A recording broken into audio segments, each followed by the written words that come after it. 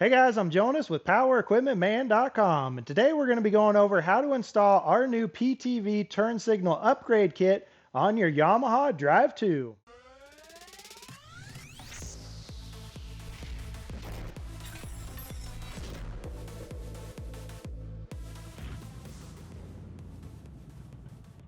Now this turn signal upgrade kit was designed to work on the 2017 and newer Yamaha Drive 2 PTV models.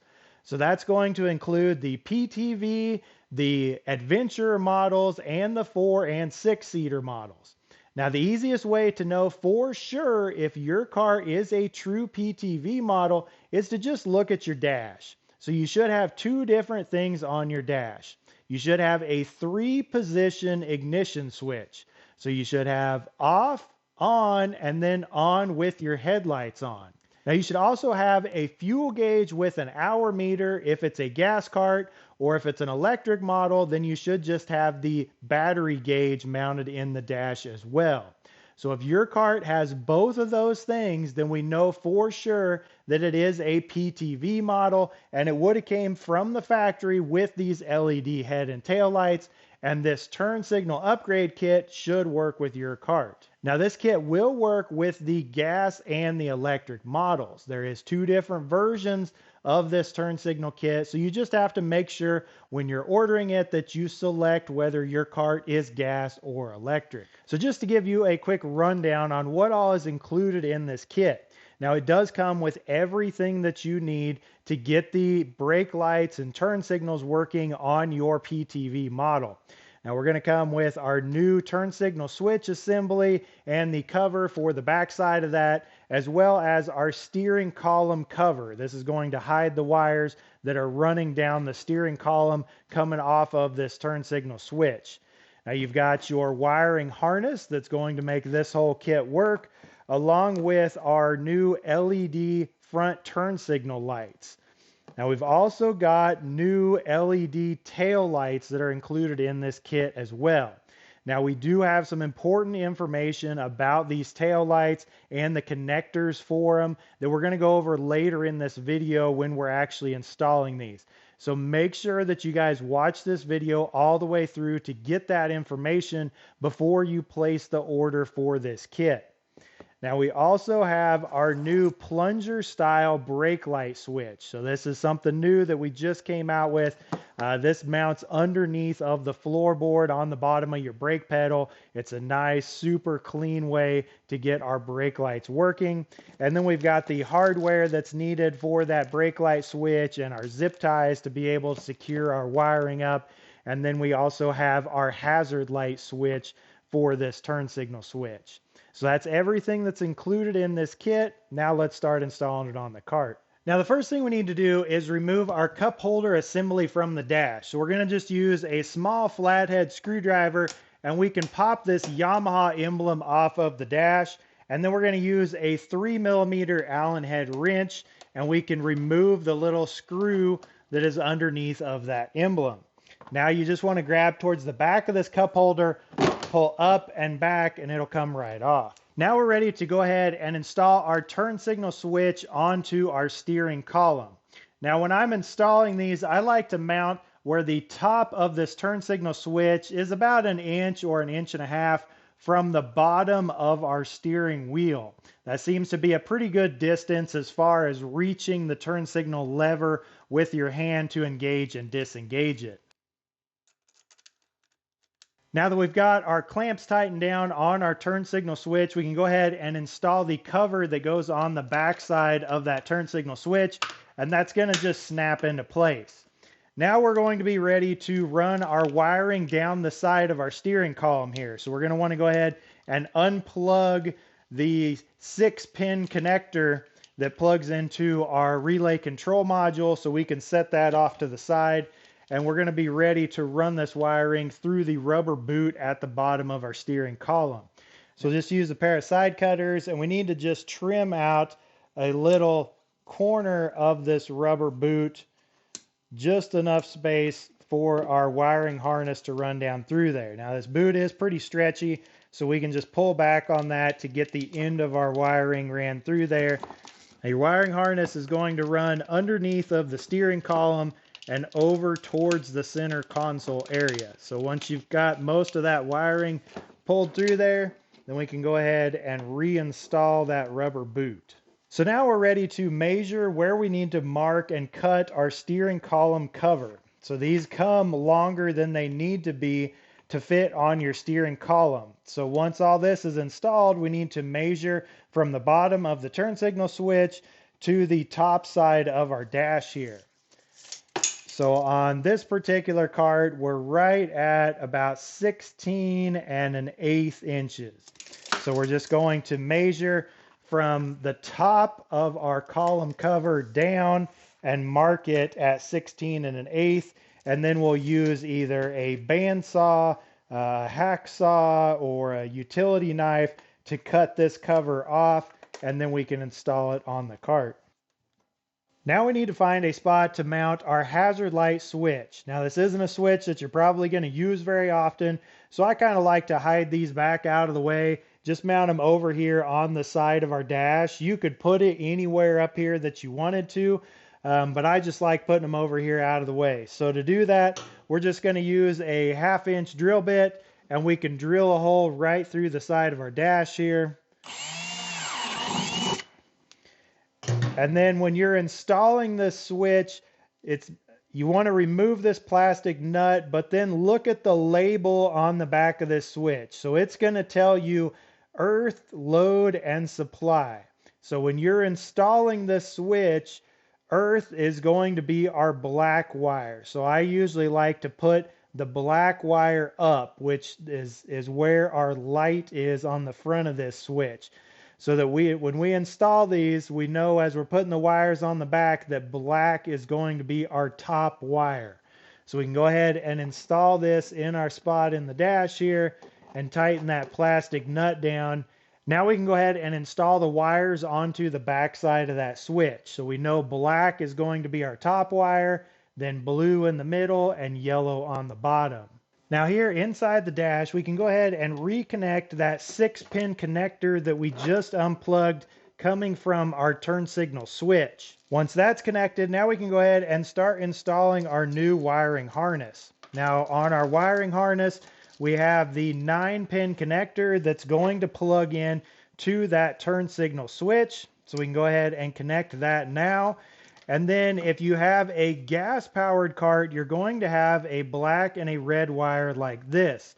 Now this is going to connect to the spade connectors that are typically laying right below your ignition switch. Now these are usually wrapped in some red electrical tape, so you'll need to unwrap those to get your black and red connectors. Now we don't want to plug these in until after we have everything else on this wiring harness connected, including our brake switch.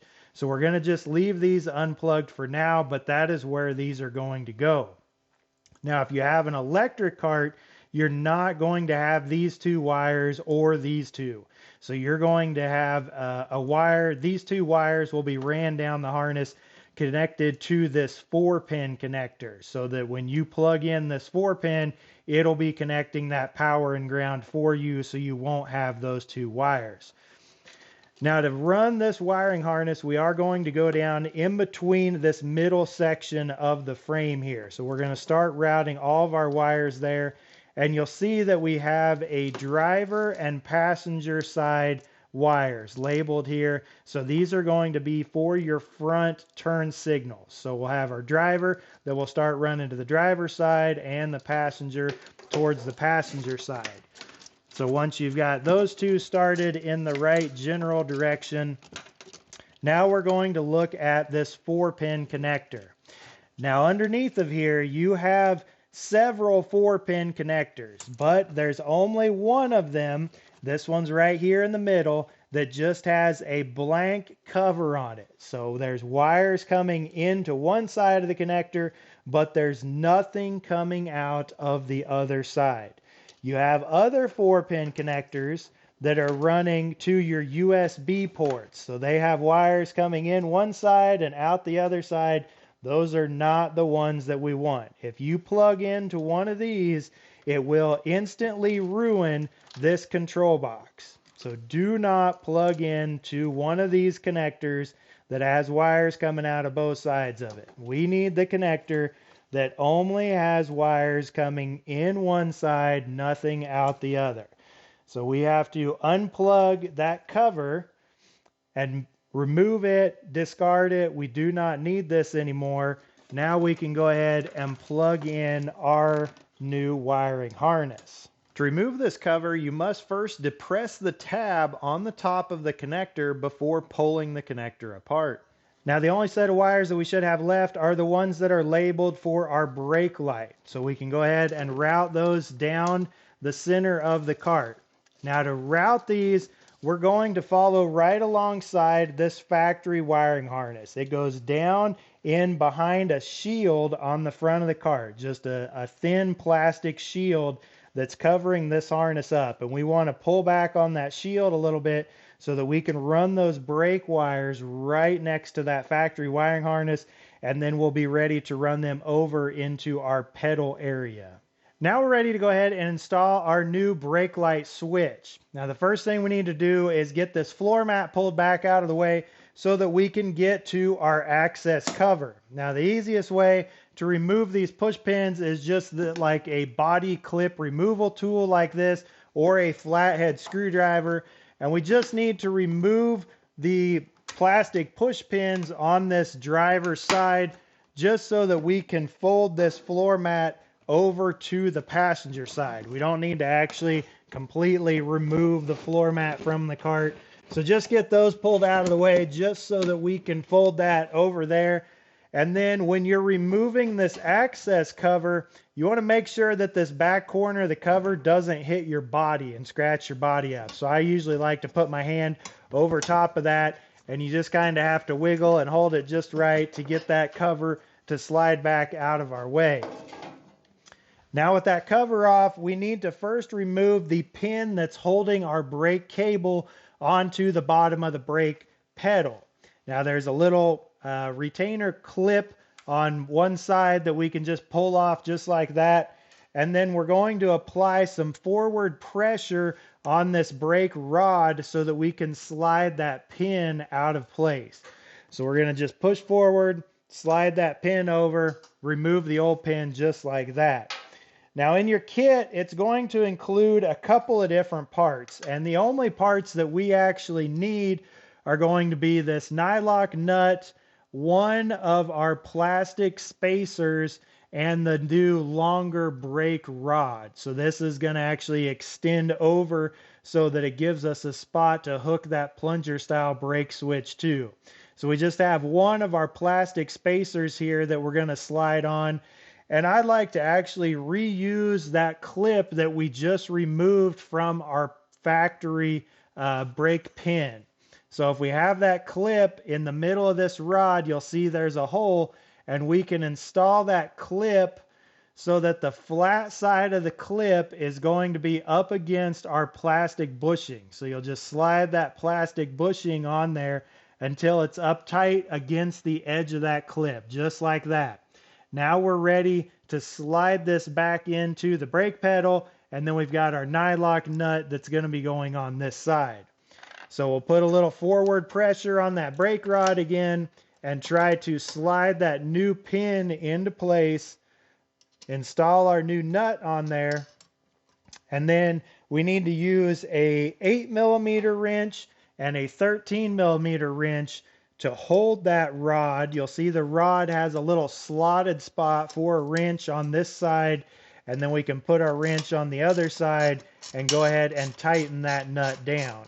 Now once that's tight, then we'll be ready to install our new plunger brake style switch. Now this is going to come in two different pieces, and you'll just need to install the spring through the hole in our mounting plate, and this will just snap into place.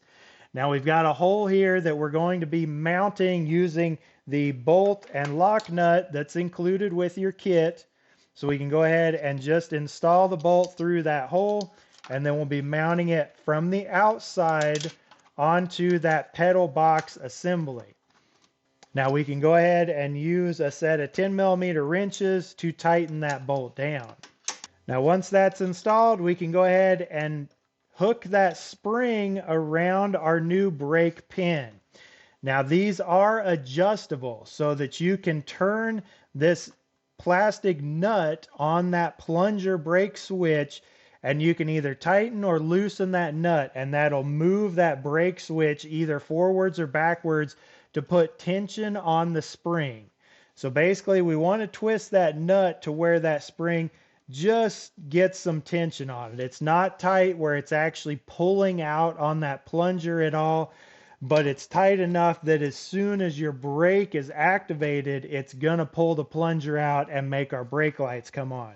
Now we've got our red and black wires coming off of that switch, and then we have the red and yellow wires that we fed down alongside our factory wiring harness.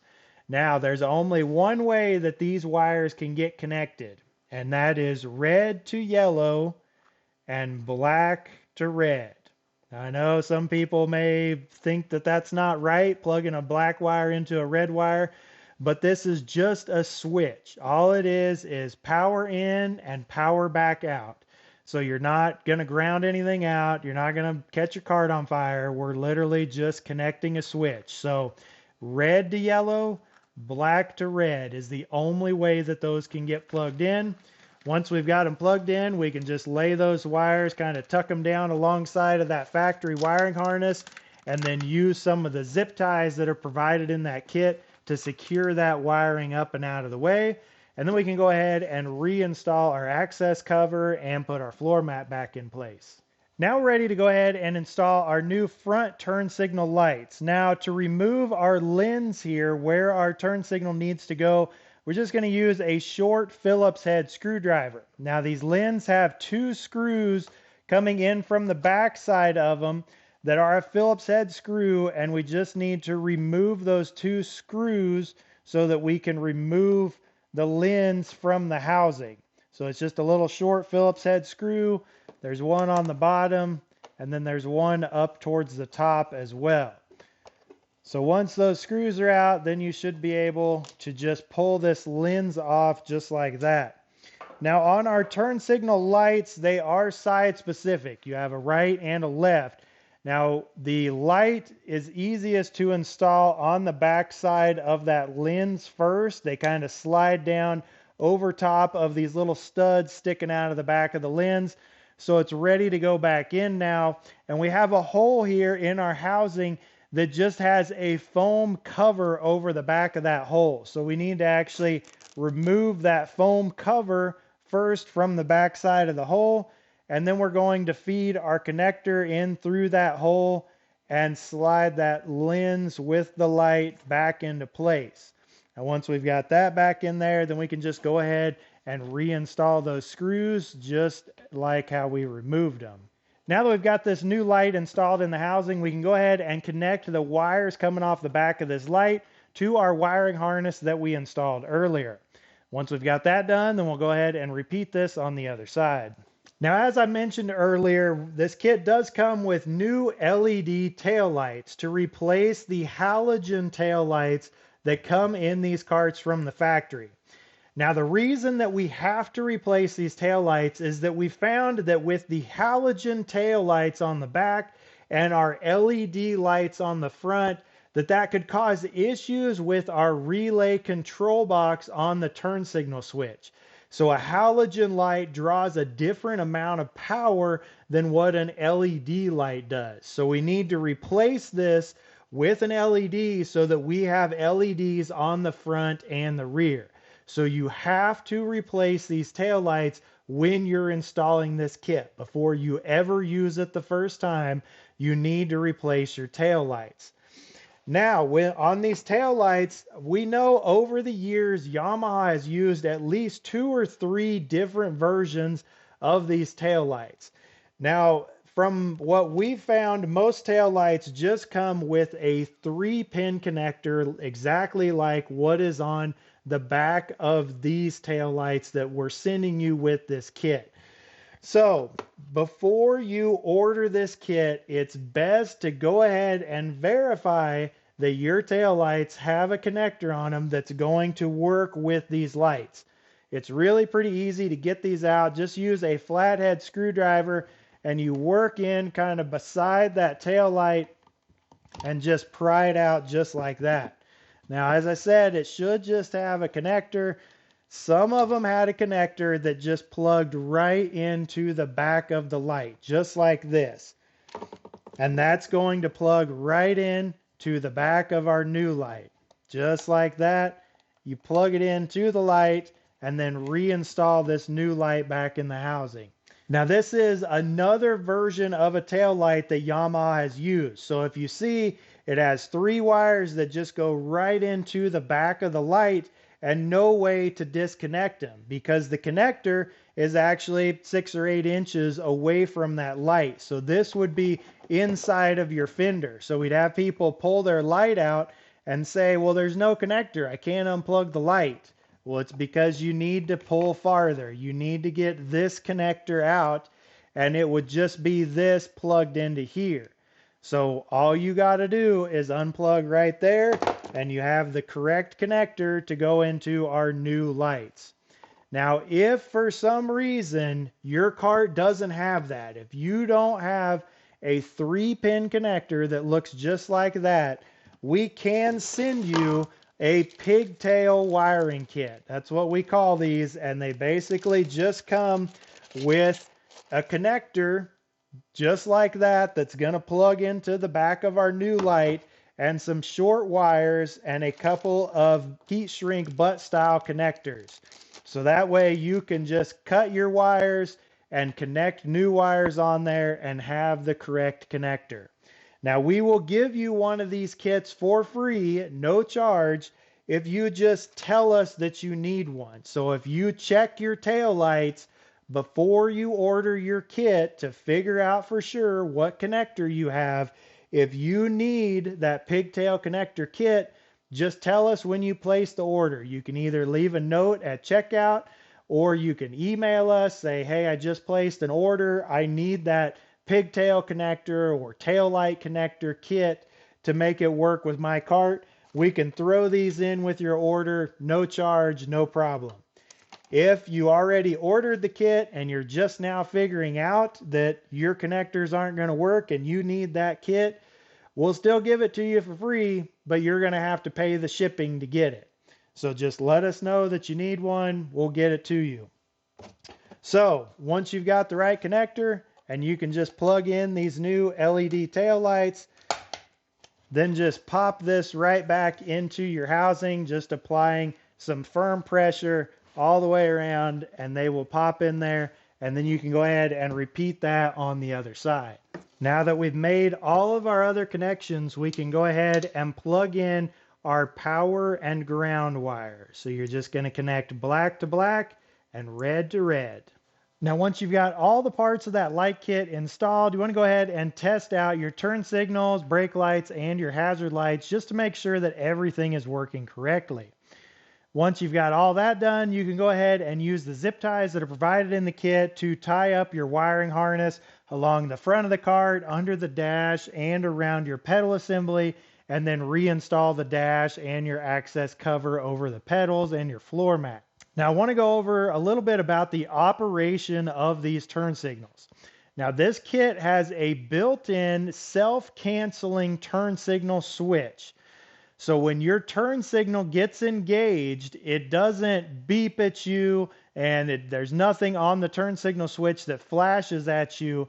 But after 30 seconds, it will automatically turn off your turn signal. So it doesn't cancel the lever and bring the lever back to the neutral position. The lever will still be engaged, but your lights will just stop flashing. So that way you don't end up driving around with your turn signal on the whole time. So it'll automatically self-cancel the turn signals after 30 seconds. Now, another thing that you'll notice when you engage your turn signal is your fuel gauge or battery gauge in the dash will be flashing with your turn signal flashing.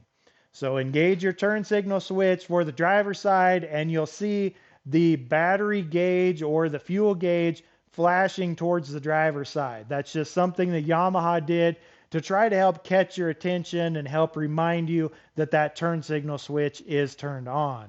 Now your brake lights have a built-in 3-minute delay timer. So when you set your parking brake, your brake lights are going to stay on for 3 minutes. As soon as you set that parking brake, it automatically starts counting down from 3 minutes and then will turn off those lights after 3 minutes. That way it doesn't run your battery dead while the cart is just sitting there with the parking brake set. Now another thing that you'll notice on these turn signal switches is the horn button on the end of that turn signal lever, and you'll notice a twist function on the turn signal for headlights. Now this is the same turn signal switch that we use on our deluxe light kits. So in this configuration for the PTV carts, we do not use that horn button or the twist for the headlight function. So your headlights are still just controlled by your ignition switch. Your horn is still being controlled by the horn button on the floor. Now, if you guys want to check out these turn signal upgrade kits, we've got them available on our website at powerequipmentman.com, and I'll leave a link for them in the description down below. Well, that's going to wrap it up for today, guys. If you got some good value out of this video, please hit that thumbs up button. Consider subscribing. Thanks for watching. Have a great day.